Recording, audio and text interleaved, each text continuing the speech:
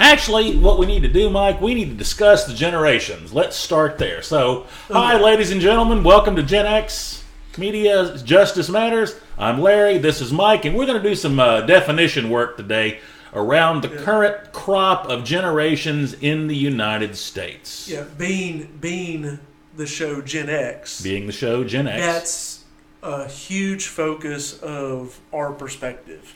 Especially given the millennials. And so just as a fundamental way for our irreverent look at facts in an age of emotion. Absolutely. We want to actually define stuff for facts. A lot of this will be done to be simple. This is fluid. This is a completely fluid. So we're going to start out with defining generations. We'll start out the ones that no one is still alive from. Well, I mean, we've got one. I'd have to look. There may be like a handful of people, but that would be the lost generation that fought in World War I. Right. They were born between 1883 and roughly 1900. I have some of those as clients. You have some of those as clients. Okay. Well, I did. Not now, but one of them died at 107 years. Right. I have actually met and had one of them as a client. Mm-hmm. So that was very interesting. That was I've known a couple, and they were definitely a different breed. And we may need to go in and look up some of the defining characteristics, but we have to remember that these guys came from a completely, almost non-electrical agrarian world. Right. There weren't really highways and roads and cars and... Well, so did the next generation. This is the greatest generation. The greatest generation, the GI generation, born between 1901 and 1924. They're the ones that... I get all kind of flack when I say this way, but they are the titans whose shoulders we kind of stand on. They built this damn world. We've refined it. The boomers refined it. They're the ones that put all the big blocks in place for us to do this. And we can argue over socialism or not. They also made some pretty big mistakes, too. Well, absolutely. I mean, but they did. But that's more of a socialist type thing. The whole thing with the greatest generation is it's not just the greatest generation in the United States. It was worldwide. You had a big socialistic pull in Europe, and the United States actually helped build up the Nazi war machine. So we built their army. Henry Ford, stuff like that. And after two Great Depressions. The second one, which was actually caused by FDR. Mm-hmm. First one was caused by the Federal Reserve, which was neither federal nor reserve. Right. He caused the second one because you didn't have any private ownership of money and the means to make money. And they just spent a lot of money. So he got us involved in a war. Well, in a war we should have fought, but he didn't really do much to prevent the war. Well, but it was also just the senseless spending of money. And man, we could do hours. Well, hours. That's a different show. My point is that the greatest generation is relative. Oh, and they made a lot of mistakes. And their biggest mistake, in my humble opinion, is the next generation, the baby boomers. Well, that's not the next generation, though. Oh, it isn't? Oh, no. Okay. We yet again, they're called the silent generation, the lucky few. They get overlooked, kind of like our generation did. They are our counterpart back then. The silents were born between 1925 and 1945. I was lucky enough to be raised by a pair of them. Yeah. And that's why I'm such a social outcast in this day and age, because, I mean, a lot of stuff is just... Because their parents could have been people that never got into World War II. Right. Or people that did fight World War II. Right. It's like a split generation. It really was. Spans. It was the Korea generation, and then later on, some of the latter-born ones were in Vietnam also. But they're the ones that really... The way that I understand it, and from my discussions on this, were kind of the driving engine. They're the ones that... People had the ideas, and they were coming up in that time working. It's just like my dad, as an example, was in the Air Force from 1950 to 1962, 64 in there. with the big buildup of it. And the Greatest Generation came back, and with the GI Bill started buying houses built by the Silent Generation. Yep, absolutely, absolutely. Yeah. So and then we get to our arch nemesis, the baby boomers. The baby boomers, the corrupt, morally bankrupt social engineers born between 1946 and 1965, who actually did accomplish stuff. They did accomplish stuff. They were big thinkers. I like that about the baby boomer generation. Because part of it was drug induced. It's but the reason that they took drugs is they wanted to throw off all the dogma of the older generations. And to tell you the truth, it was getting very tight and dogmatic. This is the way, you need 2.5 kids and you need to live in a white house of these dimensions on this block. Why? Because that's the way the houses look. Right? So I'm a big believer that you in freedom, that you don't have a socially rigid society, because you always have the backlash, which I think is the baby boomers. I mean, because that was the whole free love thing. It's like, and the bra burning and all of that. Well, before we get that, and the fact that their fathers were away at war, so there's that whole big problem that always creates problems, or we're just gone. They are I hate to. I'm very negative on the boomer generation. I really am. That they stood in our way for too long. Oh, they've crapped on Gen X. Yeah, and I am unabashedly angry at them. We're tired of your shit. Go away. Well, they screwed everything up with hippies, and then they sold out. Then they sold out and became, and then screwed everything up. Yeah, for everybody else. They've almost always remained immoral pricks. Okay, they've screwed everyone over, no matter what their pretense was. And it's the mantra that you hear that gets applied to them all the time. Fuck you, I got mine. This is how they operate. Okay, they got to drink when they were 18. Free love was an excuse for them to get high. Right. Well, and then capitalism, quote unquote, was an excuse for them to take. Right. Okay. So, but beyond that, let's look at the drinking age thing. They got to drink at age 18, and once they got past the drinking ages, what happened? We jacked it up. Everything they touched, they shit on. All 76 million of them that are left. And I don't feel any pity for them, because they shit on their kids. And they shit on the rest of the world, and they're going to die old and cold and alone in fucking nursing homes, and they deserve every goddamn bit of what they get. I don't like it. Really get off my lawn. Yeah. Get off my lawn. It's our world now. My thing about the baby boomers is this. My parents are baby boomers. There's an 80-20 rule, or maybe a 75. There is, Mike. There's a lot of good baby boomers, and there's a lot of good, and this goes with all the generations. There's generalities about the generation. There are generalities. And then there's exceptions. Absolutely. But almost in every one of these generations, there's a common thread of the people that are the problem. Mm-hmm. It's liberal, narcissistic.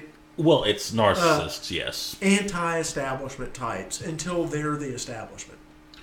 Well, they're always, because it's always about me. That's how narcissist works. When I'm not in power, fight the power. Yeah. When I'm in the power, oh no, it's treason. Right. Let's need to cut down on treason.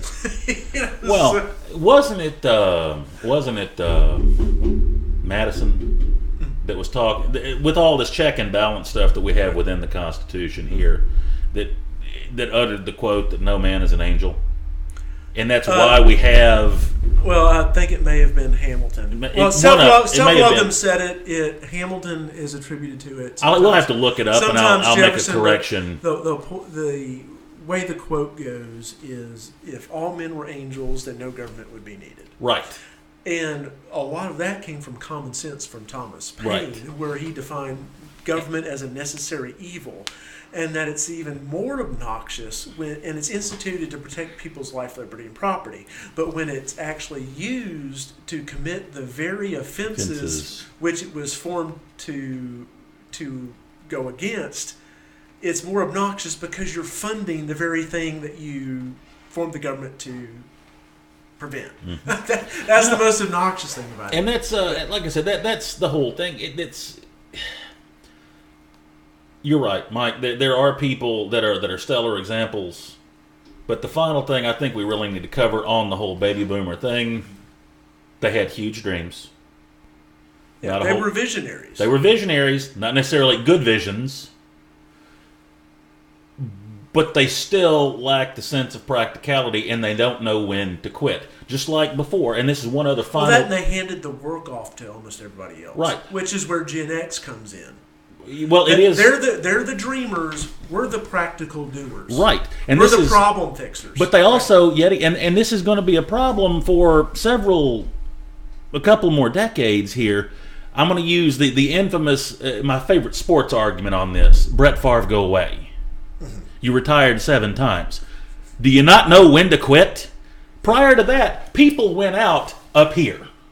Right. You went out up here at the peak of your game. At some point, you got to retire. Right. No, you're too addicted to the power, and you're too narcissistic to give it up. And I am better than... Ruth Bader Ginsburg, who shows up to a State of the Union speech drunk and can't even stay awake. Right. And you know, it's like one of the former justices.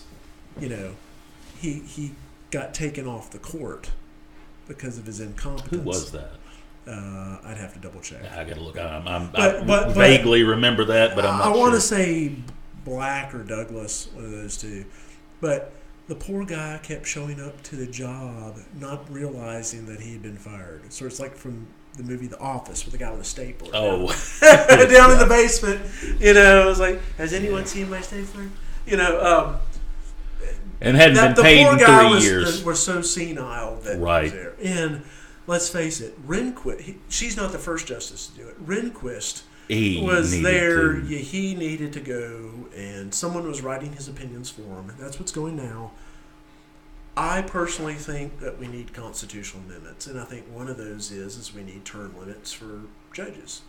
And that's, if you're serving more than 20 years as a judge, you need to go home. Mm-hmm. 20 years is the max.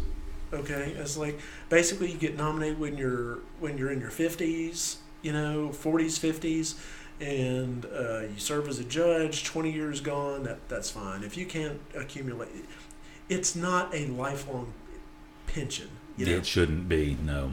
I mean, the whole purpose of the lifelong appointment was if you get somebody young, you want them in there. But 20 years, on average, is about how much they're in there anyway, just depending on...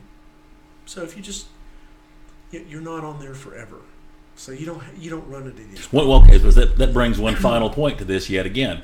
Everybody else got to work their 20 and go away. The baby boomers, they want to keep grabbing for money, so we're going to jack the retirement age on up.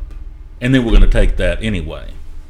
Right. You know, it's just on and on and on. It all points back to this just rampant, raging, self-centered, narcissistic nonsense that goes on with them. Right. It's me and it's mine. Between them and Gen X. So both the baby boomers as parents and grandparents are partially responsible for the millennials, who are a mixed bag. There's several good things about millennials, and then there's some totally obnoxious things about the Well, right, they planted a lot of the seeds there, but we're skipping us. Right. So let's keep going. We're marvelous. Well, I know, but we have our own problems. We've always been Generation X. Generation X. We've always been stuck with a lot of work. We're problem solvers. We've seen the greediness of the baby boomers and their hypocrisy. So some of our defining characteristics is we don't assert ourselves enough for money. And we're scared of marriage because we've seen these utter cretins in society that the baby boomers on their third or fourth marriages, lost it all three times in a row to support, as Tom Likas used to say, having to pay vagina for some dead ass that you married that just decided she don't like you no more and takes your kids and ran off to Reno back in that day and age where you could just get your divorce and the whole bit. No, just as an aside, okay. It used to be in most of our states, two things used to be pretty much different. Corporations were granted certain charters. The reason that you still file charters and now articles of organization for LLCs right. is because it was a charter for a certain amount of time. And it was supposed to be for public use. So the moment you stop doing something for public use, you could lose your corporate license. Another thing you had is you had to actually get a license to marry. Right. Making sure that you're not married to anybody else and making sure that you didn't have any sexually communicable diseases. Right. That was the blood test. Right. Then Delaware for corporations said, we'll just make these corporations perpetual, right? And stuff low. So you had that whole thing going on where all of a sudden states started having to compete for companies, right? Same thing with Reno in Nevada. Mm-hmm. They're the ones that started the no-fault divorces. Right. So easy to marry, easy to get out, and then the rest of the states had to do with it. By the time homosexual quote-unquote marriage, which that's a whole other topic, but it's not marriage; it's a pretense, and there's false equivalency, but very different animals besides any moral outlook.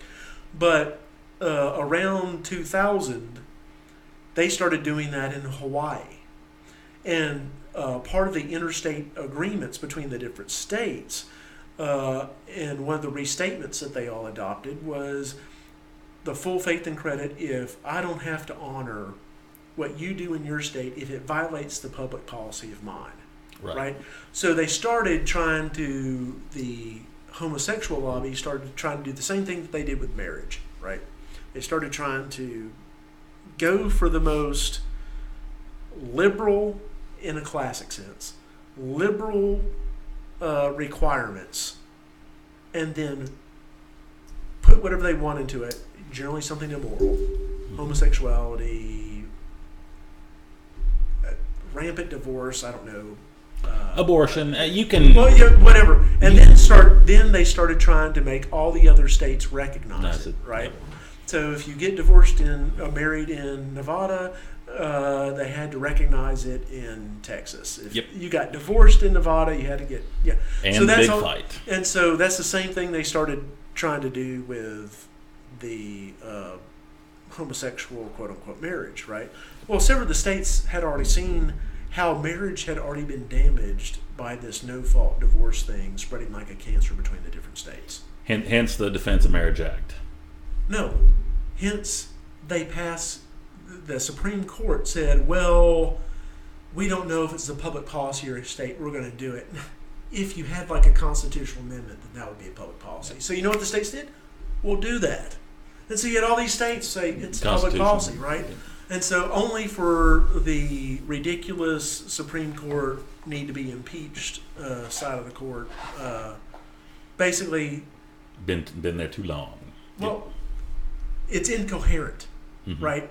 They have 4 or 5 different decisions around the same subject matter that all say different things and have different rationales, and the only thing between them is basically moral degeneracy. That's right. And liberalism. Well, those are basically the only 2 common factors between all of them. Let's make the block on this real quick, Mike. Yeah. So anyway, Gen X right grew up in an era of baby boomers getting divorced, being fake. Baby boomers, another characteristic is a lot of them being are fake, greedy. Being greedy, and it's a lot of Gen X's, I don't want to be like my parents, which is one of the first times that's ever happened. Yeah. Well, I mean, the baby boomers themselves did it. Yeah. Right? And so a lot of Gen X people like their grandparents and identify with their grandparents more than they did with their That's, in a lot of ways, that's what's put me in a weird category, very much like a lot of these millennials that we're about to talk about, because, like I said, my parents were born way back, and I spent a lot of time around grandparents that were born way back, and so it's made me... Well, my dad is in the silent generation. My mom's a baby boomer. Then you've been then you were around them. They were just very people. They just did. Right. They're models of practicality, and they don't question stuff. When something's true, they don't shout that it's true. They just recognize it's true, and they do it. And you do it, and you move on. And you don't. It doesn't have to be why. And it's one of the best generations ever. It's silent because they do it, but they don't promote it. There's not a whole lot of. There's not a whole bunch of teaching. Yeah, there's not grandstanding. Well, I mean, there's individual teaching, but there's not. If you could get a generation that was vocal, and just recognized it, that'd be great. That's coming up also. But the final things on Gen X, real quick here. The way we're going to classify it in our discussions, and like I said, folks, this is all very fluid because it depends upon who you talk to, is 1966 through 1985, and roughly today we have 88.5 million members in this generation. And if you could just mobilize them, Gen X would finally. Well, Gen X is finally getting the money and some status and power. But here's the problem: we have grown up in the shadow and rebelling against the system for the past 45 years. Will we ever be able to pull together as a generation and go, we got to fix this? Right, now's our chance. Yeah, now's our chance. The time's now, guys. I've been trying to tell people this is like, we're en masse. Yeah. And we're adults now. And my whole thing, especially with the millennials are complaining about the current status of things, which was caused by the baby boomers, and are being outnumbered by millennials and their parents. And the baby boomers, right? The whole point is if you're ever going to stop a system, you need to stop it for you and your posterity, future generations, because we're not that greedy. No, we're more idealistic in principle. We want egalitarian to a fault.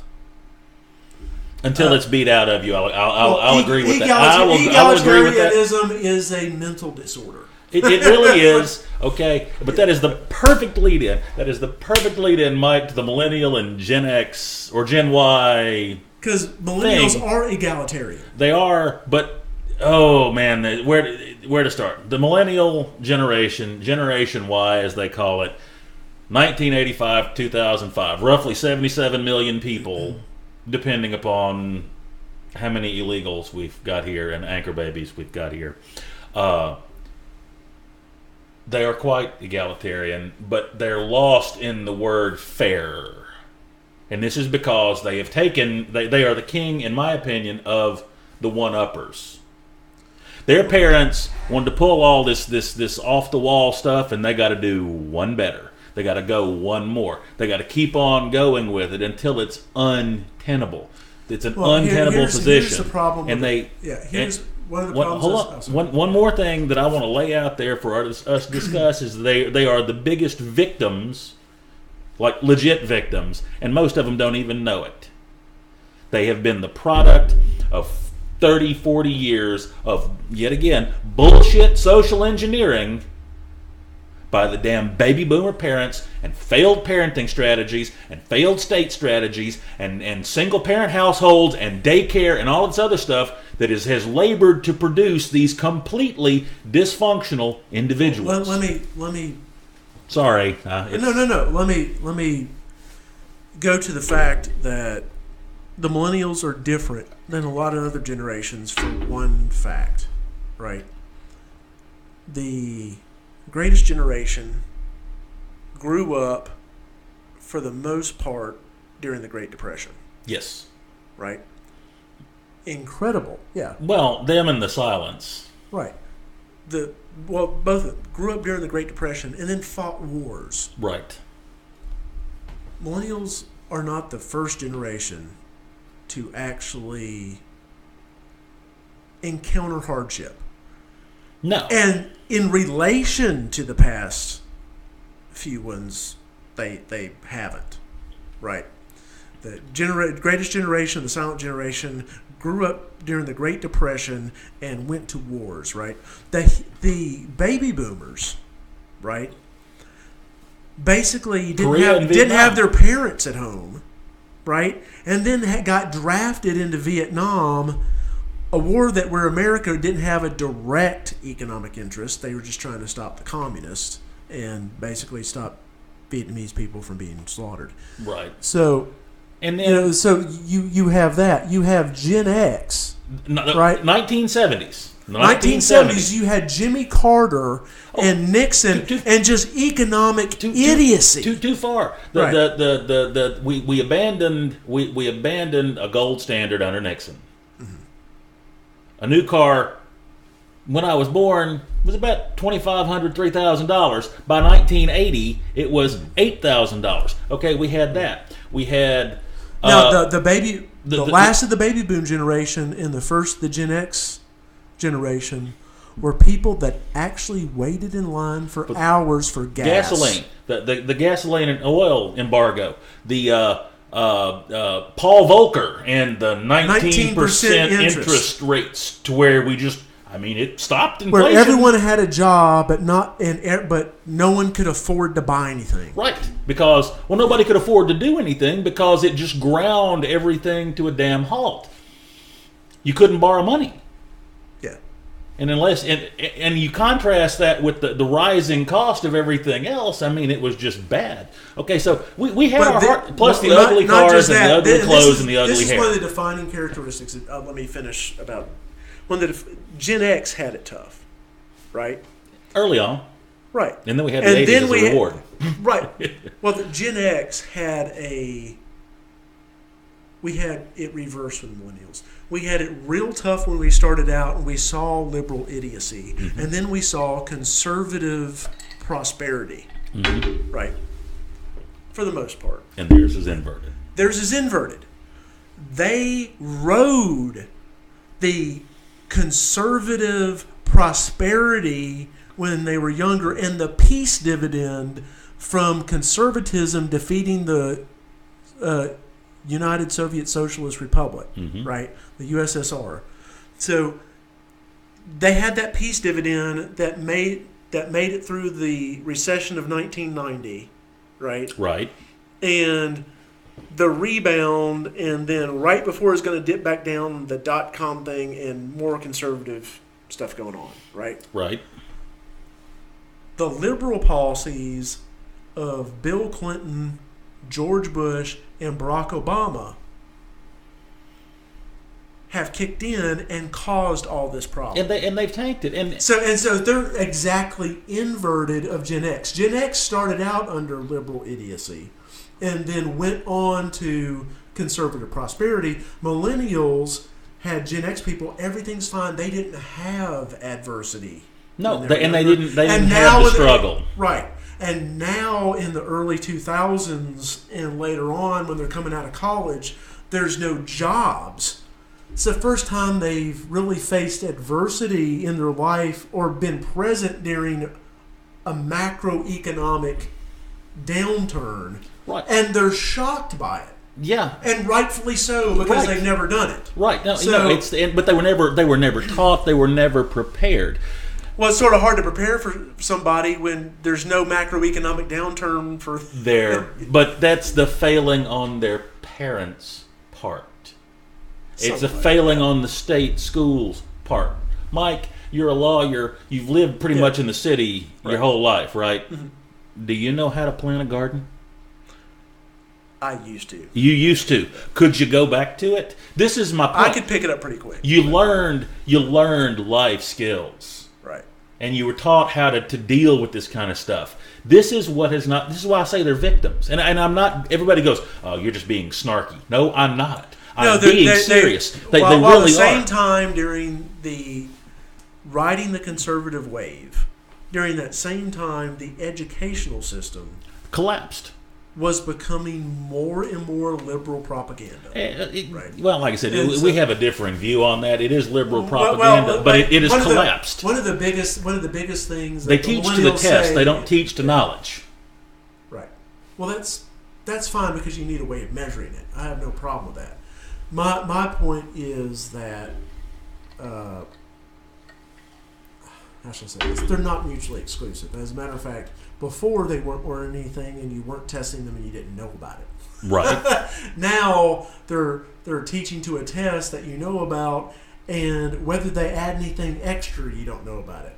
So, but there you go. The teachers are so worried about the test. It's but that's a social dynamic thing that. Yeah, that's going to be another one of those lovely long topics. Is my point is if you go to school choice, right, and you advertise the test results, and the money follows the student, a teacher may say their test scores are a bit lower, but you get a more well-rounded education here, and that's where I want to send my child. Yeah. Rather than this top-down, if your test scores aren't up, we're going to yank your funding.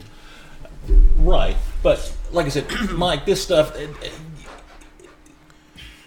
there's such a wide range on the millennials. There are some stellar examples out there on both sides of the aisle if you want to go with this stuff. But the vast majority really is like a half in, half out. Well, it kind of half of them I love, the other half, poor thing, they need some adjustment. They need some maturity. Well, some of it's adjustment. Well delayed maturity. A lot of it's just guidance, and it's like anything else that is worth doing. You can't just do it. You can't read a book and just pick it up and do it.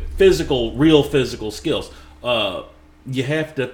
Sorry, folks, you have to pay your dues, and I understand sweeping all this other stuff away and trying different ways.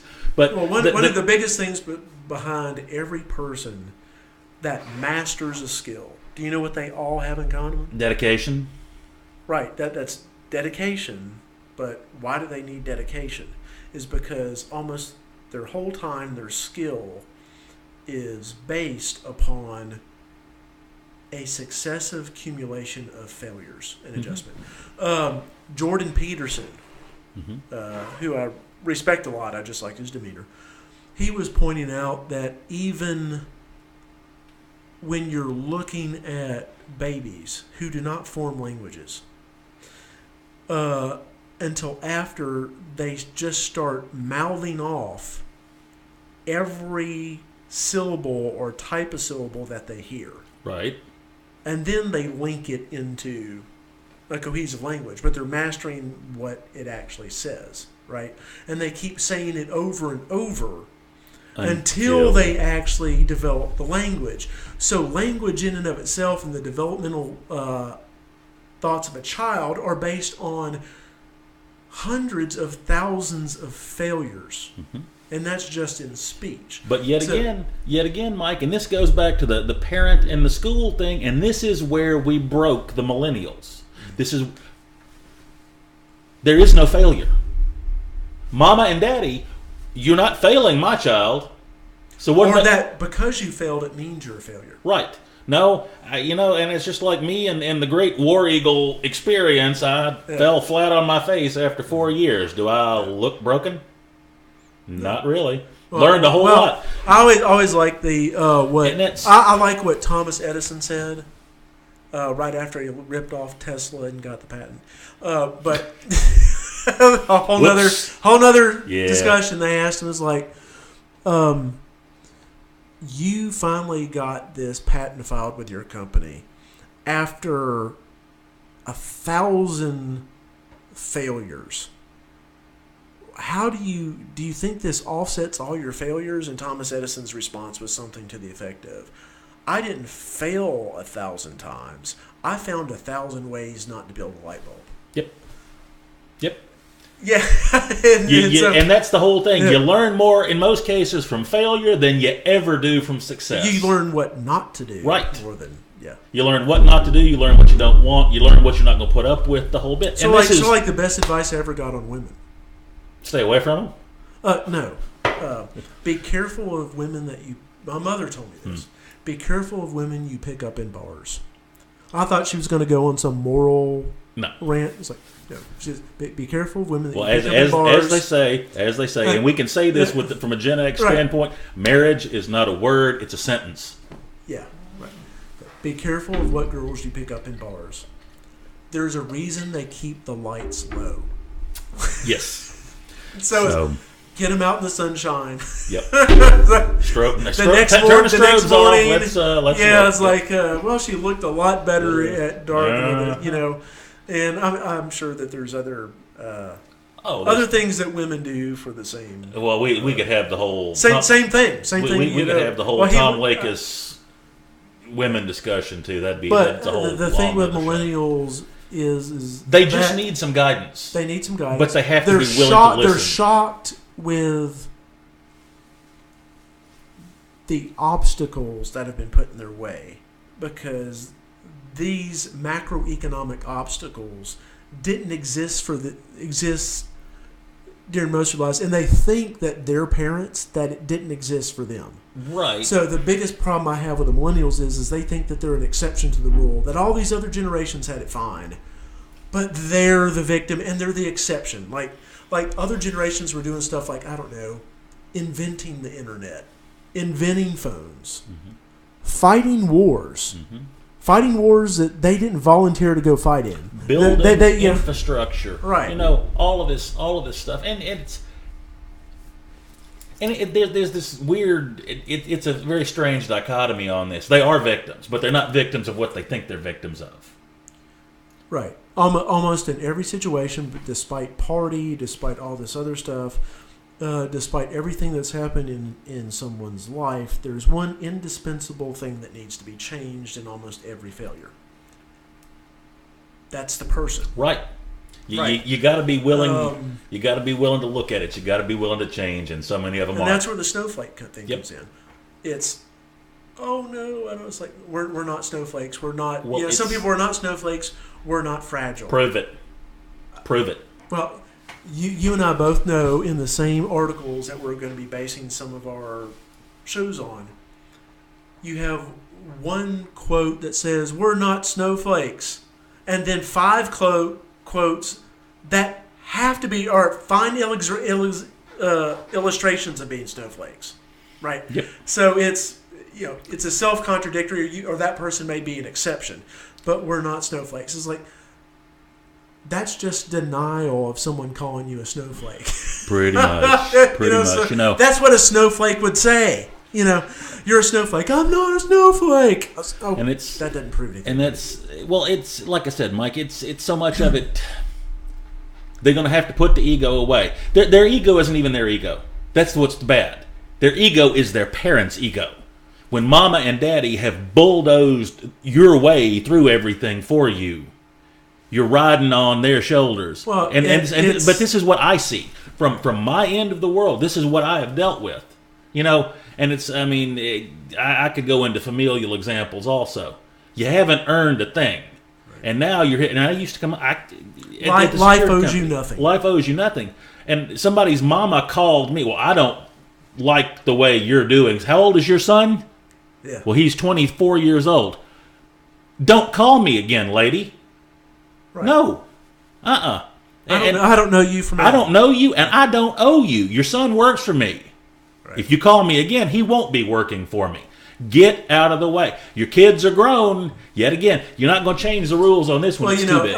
Every generation has, particularly the mothers, that try to... Mothers against everything. I understand. Mothers against everything. Mothers against everything. But it reminds me of one of those stories. It is a fictional story. He had the first Jewish president, right? Okay. So he wins the vote for some strange reason. Democrats aren't anti-Semitic anymore, and it's funny how the Jews are Democrats and Democrats are anti-Semitic. Yeah, in a lot of ways. Really strange. Yeah.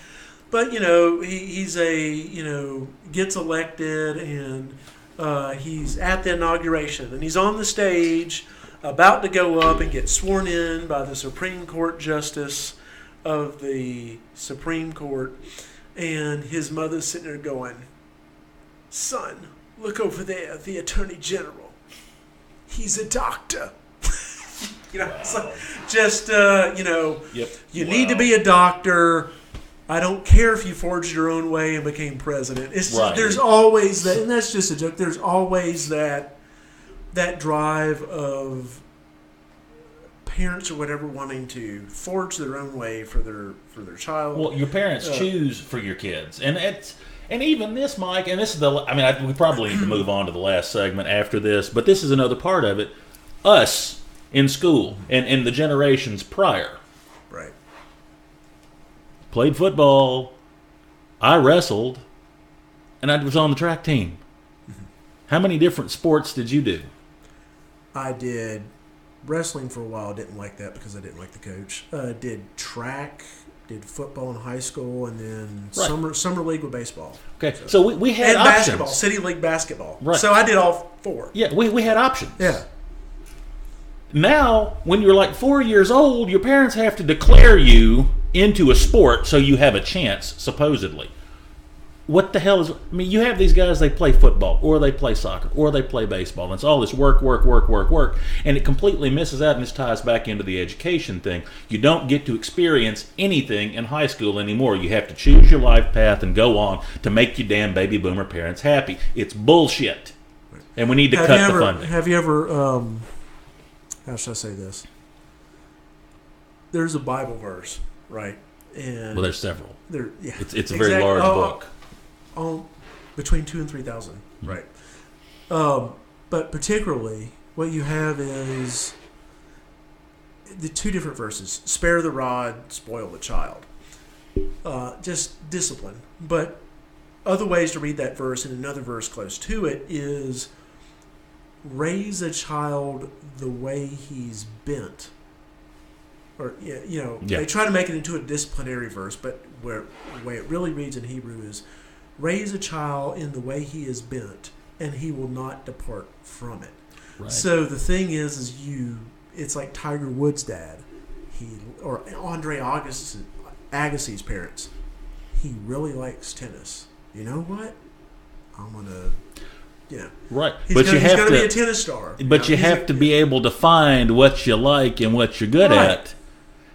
It's not being ruled by your child. It's just being cognizant and aware. Yep. Of what it's there, letting them manifest their own will and life, and this is what's been deprived of a lot of the millennials, in my opinion. Other than the completely negative, narcissistic, overly idealistic thing, and this is where we need to go into the next generation, the Homeland generation, Generation Z. The millennials better watch their ass. Right. These folks being born from 2000 to now are going to eat you alive because they are as practical as the GI generation ever thought about being. They are completely digital, they are completely high-tech, they are conservative, and they have no tolerance, from what I'm seeing, for any of this idealistic, dreamer, liberal bullshit. Well, even when they were young, they've seen all this contentiousness between pretentious people and practical people. Yep. Right? And let's say that they weren't born in 2000, even before that, just like late millennials, right? Late millennials have grown up, especially people that were born in the 90s, right? They've grown up in the Obama era, and you either subscribe to the BS or you sit there, and what most of them say is, from that generation that like this, is like, for years I've been told that the person pissing down my back it's actually rain. Someone's pissing down the back and telling me it's raining. Yep. Right. Now that we're going to be pulling out of that, it's going to be a lot like Gen X. Yep. We went through this whole we didn't have we did have rampant inflation. It was just hidden very well, right? They hit it for us. They hit it in the prices of cars and houses and property. No, but even anything. Under George Bush, which wasn't corrected under Barack Obama, they started phasing out what constituted inflation. Right. It wasn't food, it wasn't cars, it wasn't anything that people buy. Right? So, which basically kept inflation flat, which was wrong. Then we had another form of inflation, which is called shrinkflation. So you have the same bag of chips that's has more air in it than chips now, and you're being charged the same price or more of a price, right? So we're just changing the quantity. Mm-hmm. So you come in, you get the same plate of food, just the portions are smaller, right? So same bag, less chips. Same bag, less chips. And right? we've all seen that too. So it's very you puffy, had inflation, which they lied in the measurement of. They basically took the measurement of that out. Then you had shrinkflation on top of that. So you had a stagnant market where inflation was going up, but wages were remaining flat. So everyone on a fixed income was getting more. Inflation was going up. Don't even get me started about Obamacare. Your premium's going up $2,500 a year. And what the heck does a good, healthy millennial need with a full comprehensive insurance policy? No. When before that, they called it catastrophic coverage. If you had to pay $5,000 out of your own pocket in order to get, $100,000 worth of stuff because you're in a wreck, they called that catastrophic coverage, and it cost 1/10 what Obamacare costs. So basically, they forced everyone to do catastrophic coverage and let the insurance companies charge 10 times as much for it. Pretty much, yeah. It's bad. But so like I said, these guys coming up, Mike, they're lean and mean. Yeah. And they're gonna honestly, I would if I could name them as a generational group, I'd call them the prize fighter generation. Right. Because they're just gonna it's gonna be bad for some folks. It really is, because there's just not the ideology and the dogma and the crap going on. Right. They want real solutions. They want results. They want results, and they're they want it. Result driven. They want it now. They're willing to earn it. Yeah. They're willing to earn it, and I'm seeing they're this. Not procrastinators. Right. Which is I'm seeing this across the board, and I know people get tired of my judo analogies on some of this stuff, but I see these late millennials in judo, and it's whine. It's not fair. And then we've got these Gen Z folks that come in, and some of them are little kids, and some of them are teenagers starting, and they're like, there is no, they'll get me. You get me now, but it's like the whole Miyagi, the whole Miyagi thing. Kind of. There is no try. There's you just do it. And that generation is. There is no fair. There just is. Yeah. I mean, they're just the facts, man. Just the facts. Yeah. Okay. Yeah. Okay. I love it, Mr. Larry. You're 500 years old, as one of them says, and weigh 6 times what I do. Of course, you can beat me now.